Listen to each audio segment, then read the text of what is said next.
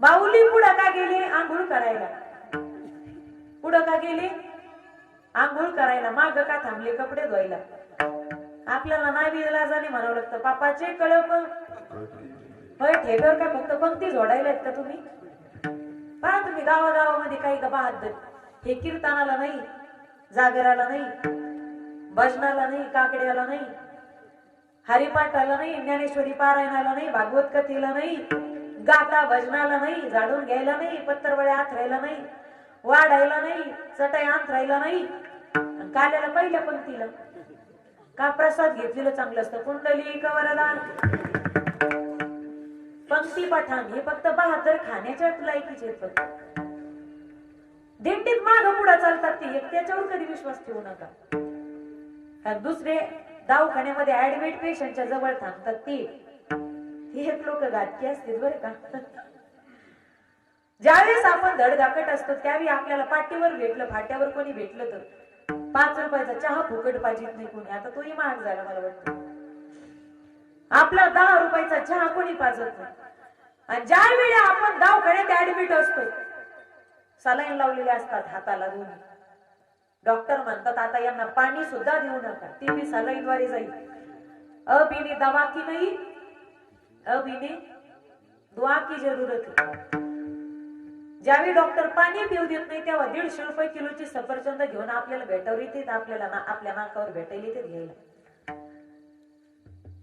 बर भेटायला आली की ती फळं आपल्याला खाता येत नाही.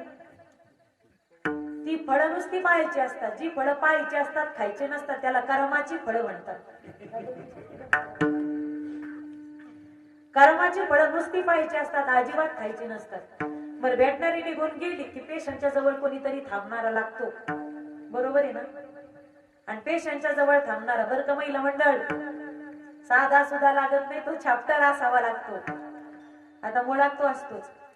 हा बहादर काय करतो, भेटणारी निघून गेली ते गेलेत का याची खात्री करतो, दरवाजाला कडी लावतो, पेशंट झोपलाय ना याची खात्री करतो, पिशवीतून सफरचंद काढतो, ते सुरीने कापतो, त्याच्या फाका फाका करतो, शेंदी मिठाची पूड टाकतो, तोंडात घालणार एवढे तिने पेशंटचा जाग. पेशंटला आली जाग, हा म्हणतो आम्ही तुझ्यासाठीच कापत होतो, घेतोस का? हा म्हणतो बहादरा आता काय करू रे, सलाईन येत ना हातापायात, तुझ्यासाठी काही. म्हणून माझा असा दावा आहे गड्या, 15 दिवस जर पेशंट दवाखान्यात ऍडमिट राहिला तर त्याच्या तब्येतीत फरक होईल की नाही सांगता येत नाही. त्याच्या तब्येतीत बदल का होईल की नाही सांगता येत नाही. पण जो पेशंटच्या जवळ थांबतो बिचारा वजनच करून येतो. विठ्ठला विठ्ठला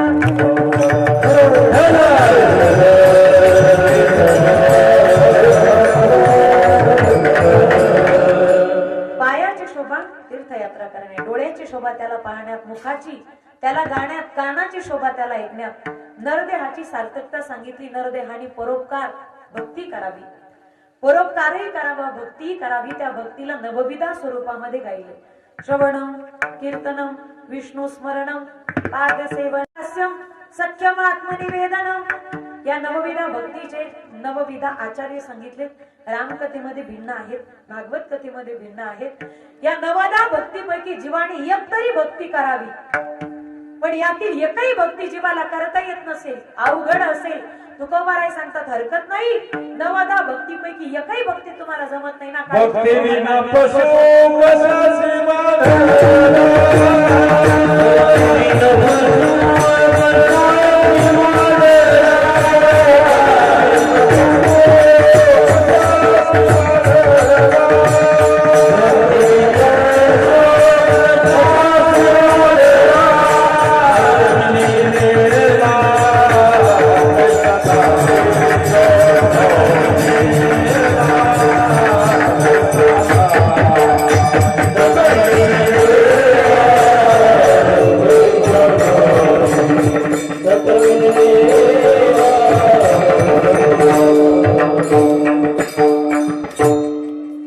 जीवाने भक्ती करावी.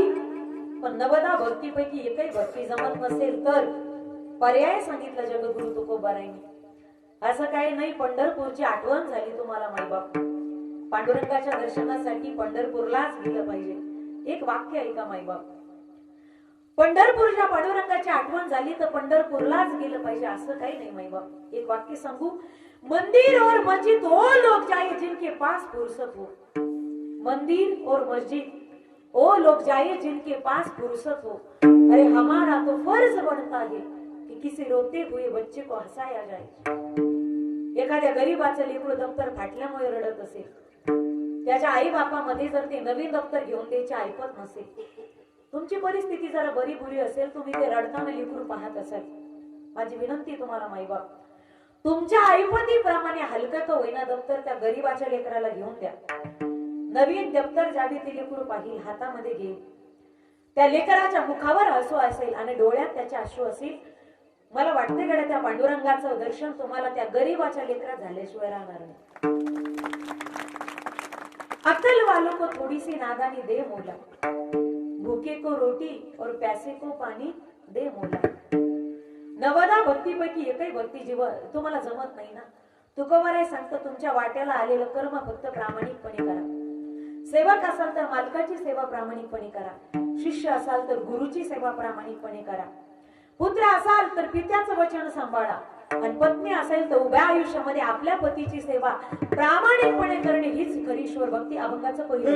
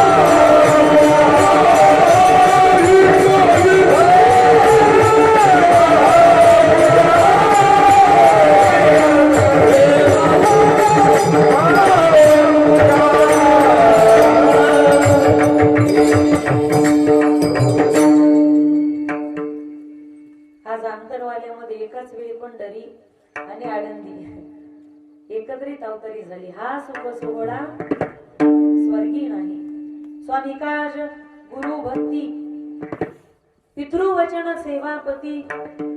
तुमच्या वाट्याला आलेलं काम फक्त प्रामाणिकपणे करत चला. आपल्या वाट्याला आलेलं काम एवढं प्रामाणिकपणे करायचं मायबाप की ते कर्म त्याच्यासाठी देव बनलं पाहिजे, देवच झालं पाहिजे. त्या व्यक्तीला त्याच्या आयुष्यामध्ये वेगळी देवाची भक्ती करायची गरजच उरत नाही.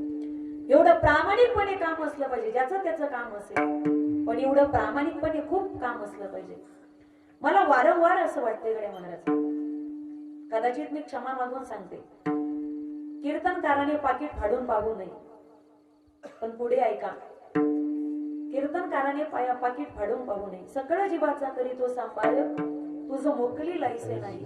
पण या पुढचं वाक्य ऐका, लोकांनी ती वेळ त्यांच्यावरती येऊ देऊ नये. एक लक्षात घ्या, 2 वर्षांमध्ये आम्ही असे फोन रेंज मध्ये ठेवायचो.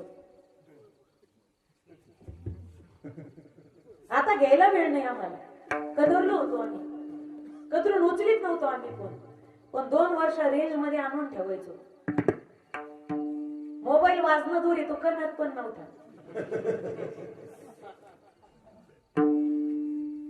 बऱ्याच जणांचा आक्षेप आहे, कीर्तनकार एवढे तेवढे,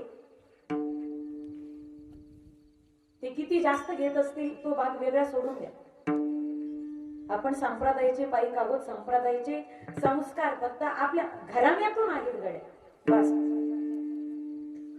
जो खरा हाडाचा वारकरी ना, जो खरा खानदानी वारकरी, तो समाजाला कधी लुटू शकत नाही मायबाप.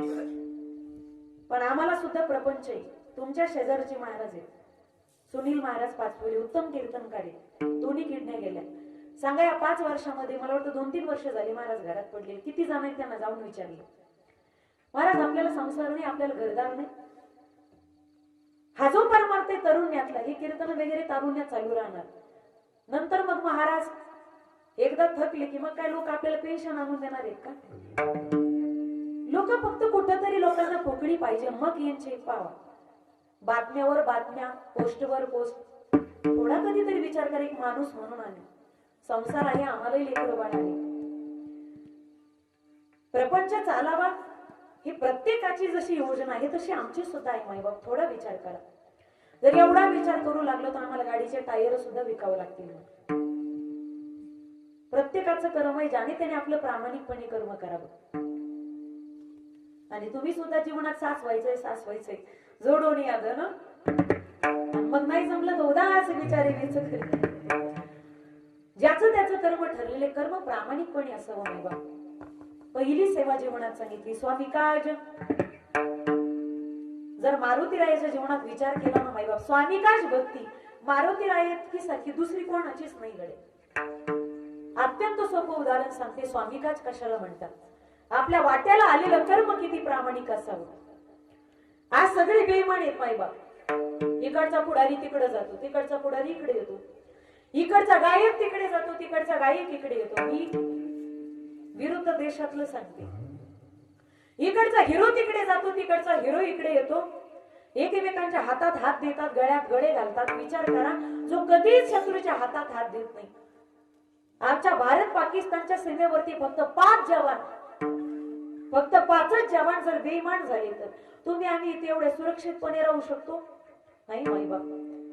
आमच्या भारताचा जवान तिथे शहीद होते म्हणून तुम्ही आम्ही सुरक्षित आहे.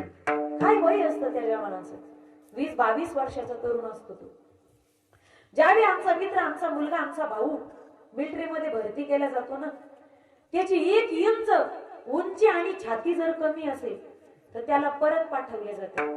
सिलेक्शन होत नाही त्याचं. पण परत येताना जर अर्धच धड घरी परत येत असेल, कोणाचा हातच नाही, कोणाचा पायच नाही, जर त्याचा अर्धच धड घरी परत येत असेल तर जन्मदात्या माय बापाने ते कसं स्वीकारावं? का स्वीकारावं? ज्यावेळी या देशाचा जवान हातात शस्त्र घेऊन सीमेवर उभा असतो मायबाप, अरे उन्हात ताण्याचा, पाऊस गाऱ्याचा विचार करत नाही. मायनस टेम्परेचर मध्ये आपल्यासाठी उभा राहतो. एवढ्या कडाक्याच्या उन्हाळ्यात सुद्धा आपल्यासाठी उभा राहतो. त्यावेळी घरातल्या 70 वर्षाच्या किडनी गेलेल्या म्हाताऱ्या बापाचाही विचार करत नाही. घरातल्या 60-65 वर्षाच्या कॅन्सरने ग्रस्त असलेल्या जिचं मरण आता 2-3 महिन्यावर आले, त्या जन्मदात्या आईचाही विचार करत नाही. घरातल्या 27 वर्षाच्या तरुण बायकोचाही विचार करत नाही की तिच्या मांडीवरच्या 6 महिन्याच्या काळजाच्या तुकड्याचाही तो विचार करत नाही. ज्यावेळी या देशाचा जवान हातात शस्त्र घेतो ना, त्यावेळी फक्त आणि फक्त माझा हिंदुस्थान सुरक्षित राहिला पाहिजे एवढंच ज्याचं ध्येय असतो ना, तो भारताचा जवान असतो. अरे हॅट्स ऑफ येतो. नतमस्तकता द्यावी असं भारताचं वैभव येतो. तो भारताच्या सीमेवरती शहीद होणारा जवान, रक्ताच्या थारोळ्यामध्ये पडणारा समोर ठेवा. आपल्या लक्षात येईल स्वामिकाज म्हणजे काय. जवान जी करतो ना ती स्वामिकाज नावाची भक्ती. या भारताच्या सीमेवरती लढणाऱ्या कोणत्याच जवानाला कोणत्याच देवाचं कोणतंच भजन करायची गरज नाही गडे. एक प्रकारची भक्ती. ज्यावेळी आम्ही घरात दिवाळी साजरी करतो माई बाप, त्यावेळी सीमेवरती रक्ताची होळी खेळतात ते जवान. ते रक्ताची होळी खेळणारे जवान आठवा. आपल्या लक्षात येईल स्वामीकाज म्हणजे काय. जब देश में थी दिवाली ओ खेल रहे थे होली, जब हम बैठे थे घरों में ओ झेल रहे थे होली, ये धन्य जवान हो अपने, ये धन्य ही उनकी जवानी, जो शहीद हुए उनकी जरा याद करो कुर्बानी।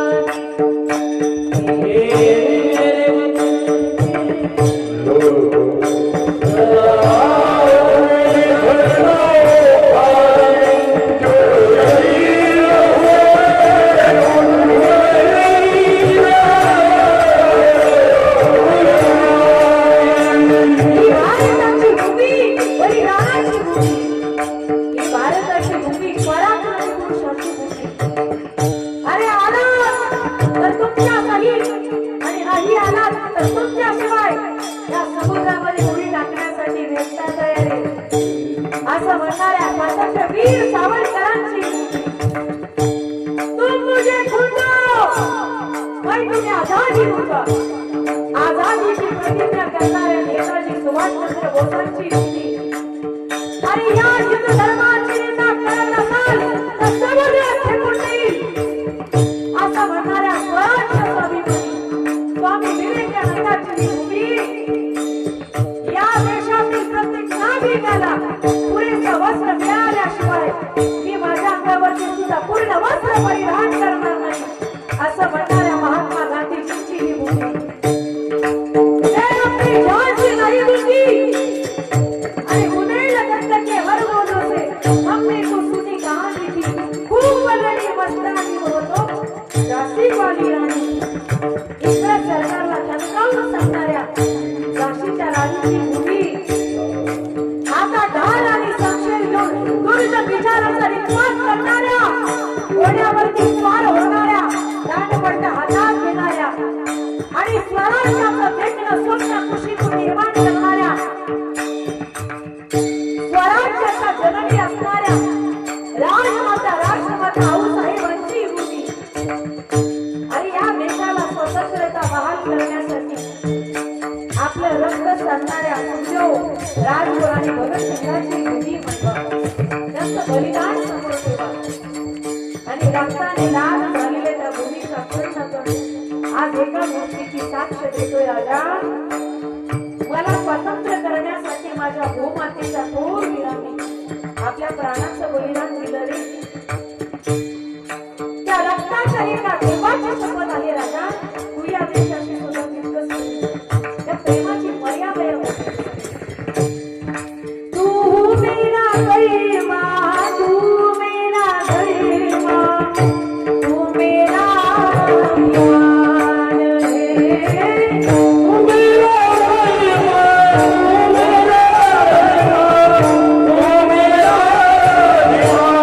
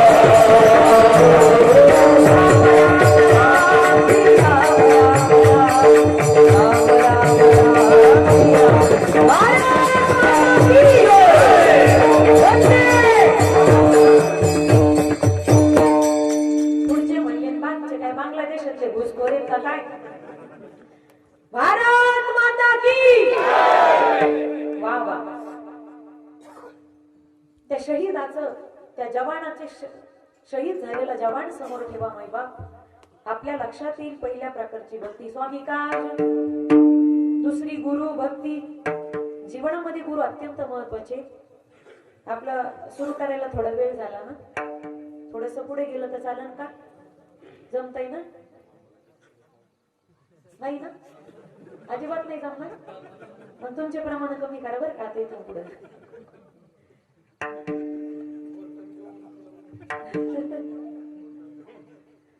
नाही मग मीटर वाढेल. विठ्ठल विठ्ठल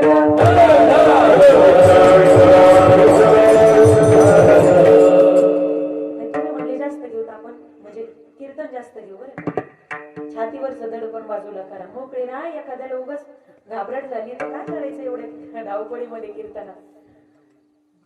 दडपण राहू द्या, दडपण अजिबात ठेवू नका. वातावरण रंगले थोडस, आपण थोडे पुढे घेऊ. गुरु जीवनामध्ये अत्यंत महत्वाचे. कदाचित भागवतामध्ये तुम्ही प्रसंग ऐकला असेल. श्री गुरु राम वशिष्ठा शरण कृष्ण संदीपनी गुरु केला. गुरु अत्यंत महत्वाचे. जो जो दयाचा घेतला गुण, तो म्या गुरु केला जाण. गुरुसी आले अपारपण, जग संपूर्ण गुरु दिसे.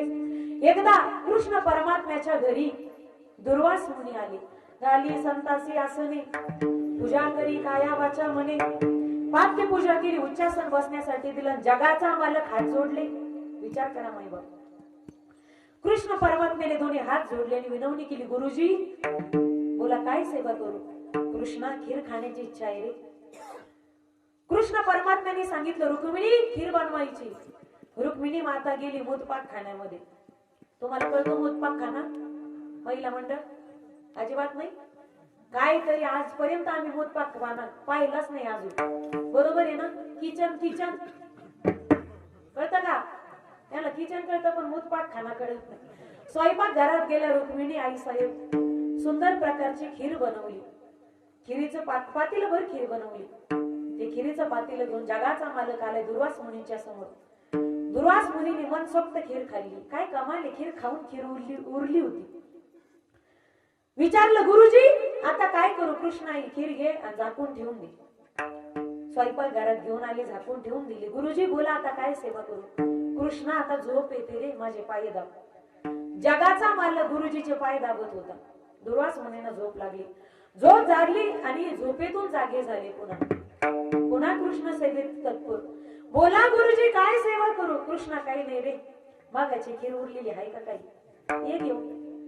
कृष्ण परमात्मा गेले. रुक्मिणी दुपारचा काही स्वयंपाक शिल्लक आहे का? रुक्मिणीने असे डोळे वाटारले. गेल्या स्वयंपाक घरामध्ये खिरीचं पाती उचललं.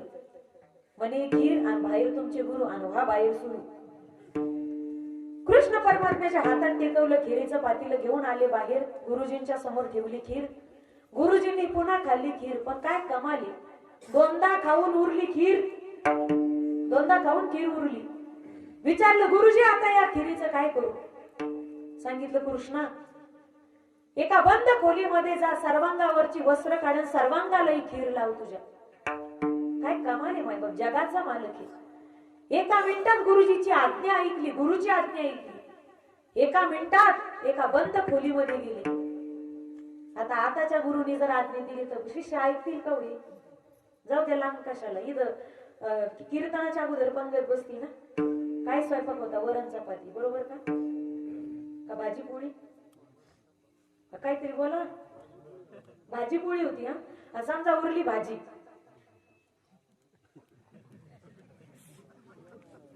समजा उरली भाजी आणि मी म्हटलं जेवढं सप्ताह कमिटी मंडळी त्यांनी अंगाला घ्यालं, लोक लावतील का? खरं सांगा तुम्ही. हा शपथ आहे तुम्हाला तुमच्या बायकोची. खरं सांगा लावतील का लोक? लोक म्हणतील तो महाराजांना नारी वर्णात बुडवा. जगाचा मालक आहे मायबाप. गुरुची आज्ञा आहे. मी काय सांगते, जगाचा मालक आहे पण गुरुचं महत्व सांगायचंय मला. एका मिनिटाच्या आत बंद खोलीमध्ये गेले. सर्वांगावरची वस्त्र काढली. सर्वांगाला लावली खीर. पण तळपायाला नाही लावली. गुरुजीच्या मुखातला प्रसाद आहे. अन्नपूर्ण ब्रह्म आहे. प्रसादाचा अपमान होईल. माझ्या गुरुजीच्या मुखातला प्रसाद आहे हा. सर्वांगाला लावली पण पायाला नाही लावली. तळपायाला. बाहेर आली. गुरुजी सर्वांगाला खीर लावली. कृष्णा खोटं बोलतोस? सर्वांगाला खीर लावली म्हणतोस, तळपायाला नाही ना लावली. कृष्णा, ज्या भागाला तुझ्या शरीराच्या तू खीर लावलीस तो भाग तुझा वज्रदेही होईल, पण तळपायाला खीर लावली नाहीस ना, यदू काळाच्या विनाशास तुझा तळपाय ठरेल, व्याधाचा बाण लागेल. पुढे नाही जायचं, मला हे सांगायचं. जगाचा मालकी पण गुरुजीच्या आज्ञेमध्ये. दुसरी भक्ती जीवनात सांगितली, गुरु भक्ती. नाही तर आजचे शिष्य, आमच्या गुरुला अजिबात अक्कल नाही. गुरु शिष्य परंपराच गेली उडी ती. आजचे गुरुजी बॅटिंग करतात आणि पोरं बॉलिंग करतात. वा रे वा गुरुजी पोरं. दुसरी भक्ती, विठ्ठल विठ्ठल.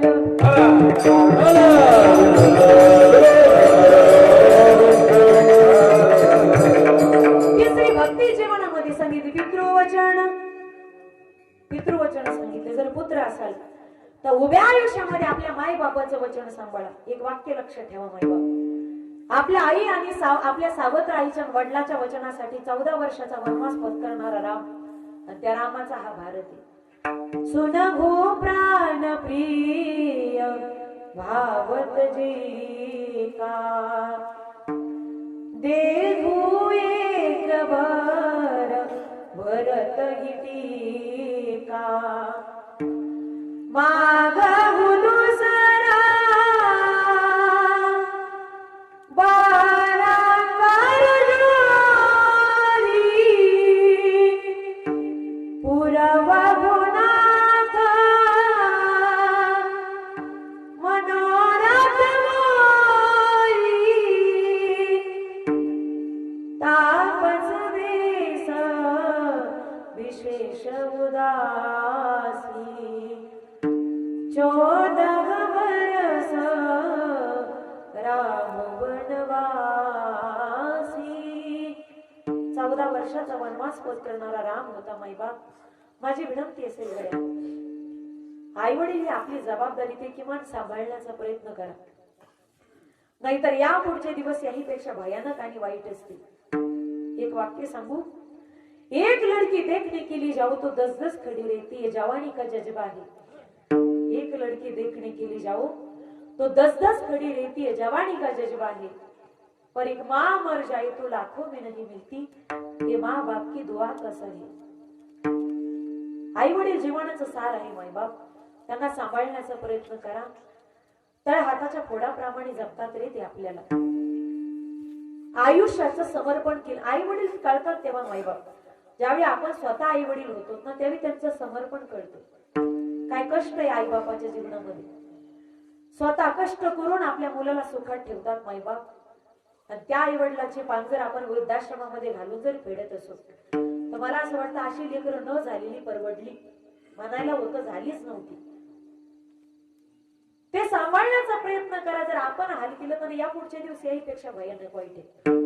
आता 4G नेटवर्क इथली फेड इथंच. काल करायचं ना, उद्या लगेच फेडायचं. रात्री बोलायचं, सकाळी जाहीर माफी मागायची. सकाळी भाषणात बोलायचं आणि संध्याकाळी राजीनामा देऊन टाकायचं. 4G नेटवर्क आहे आता सध्या. इथली फेड इथंच आहे. या हातावरची ह्या हातावर. तिसरी पूजा जीवनामध्ये सांगितली, पितृवचन. आई वडील जीवनाचं सारे. माय बाप मनात विचार येऊन जातो कधी, आई तू जीवनाचं सार आहे. तुला त्या सूर्याची उपमा दिली तर चालेल का ग? कारण सूर्याचं काम आहे रस्ता दाखवणं. आई तोही रस्ता दाखवतो, तूही रस्ता दाखवते. बदल फक्त एवढाच आहे ग, त्या सूर्याने फक्त रस्ता दाखवला. त्या रस्त्याने बोट धरून कसं चालायचं माय तूच शिकवलंस. त्या सूर्यामध्ये एक दोष आहे ग. सूर्य दुपारी इतका तापला की त्याच्या तापण्याने सगळी माणसं सावलीत जाऊन बसली. आज 85 वर्षाची झालीस ग, आम्हा लेकरावर कधी तापली नाहीस. आणि आमची लेकरं तुझ्या छायेत येऊन बसतात म्हणून लक्षात आलं माय, त्या समुद्रापेक्षा त्या सूर्या